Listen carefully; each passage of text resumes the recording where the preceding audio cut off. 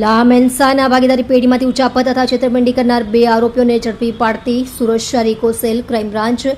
સુરત શહેર eco cell દ્વારા ફરિયાદીશ્રીની ફરિયાદના આધારે સિંગણપુર પોલીસ સ્ટેશન ખાતે એક છેતરપિંડી અને વિશ્વાસઘાતનો ગુનો દાખલ થયેલ, જેમાં ફરિયાદીશ્રી સાથે આરોપીઓએ ભાગીદારી પેઢી લા મેન્સા રેસ્ટોરન્ટના વ્યવહારોમાં ₹49,58,700ની ઉચાપત, નાણાકીય ગેરરીતિ, વિશ્વાસઘાત અને છેતરપિંડી અંગે ગુનો નોંધાયેલ છે, જેમાં આરોપી રવિન્દ્રકુમાર ગોરસિયાએ પેઢીના નાણાંનો ગેરઉપયોગ કરી હિસાબ ન આપી તે લોનની રકમ પોતાના અંગત ખાતામાં ટ્રાન્સફર કરી તેમજ આરોપી કેવલ ભરતભાઈ પટેલ સાથે ગુનાહિત કાવતરું રચી જમીનનું ભાડું ₹15 લાખ ચૂકવાયેલ હોવા છતાં કેવલ પટેલ સાથે મળીને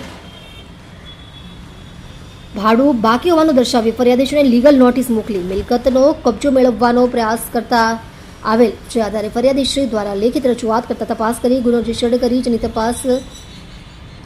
ઇકોસેલ દ્વારા કરવામાં આવે, જેમાં જુદી જુદી ટીમો બનાવી આરોપીઓને શોધી કાઢવા તપાસ હાથ ધરેલ. ઉપરોક્ત ગુનાના કામે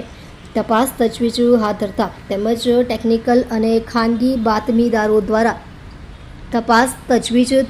તેજ કરતા આ કામે ગુનામાં સંડોવાયેલ 2 આરોપીઓ રવિન્દ્ર કુમાર કનુભાઈ ગોરસિયા, કેવલ ભરતભાઈ પટેલ બંને રહે સુરતનાઓ મળી આવતા તેઓને તપાસના કામે લાવી પૂછપરછ કરી તપાસના કામે અટક કરેલ અને આગળની તપાસ માટે તેમને વધુ તપાસ માટે આગળની કાર્યવાહી હાથ ધરવામાં આવી છે, જેમાં આરોપી રવિન્દ્ર કુમાર કનુભાઈ ગોરસિયાના રિમાન્ડ મેળવતા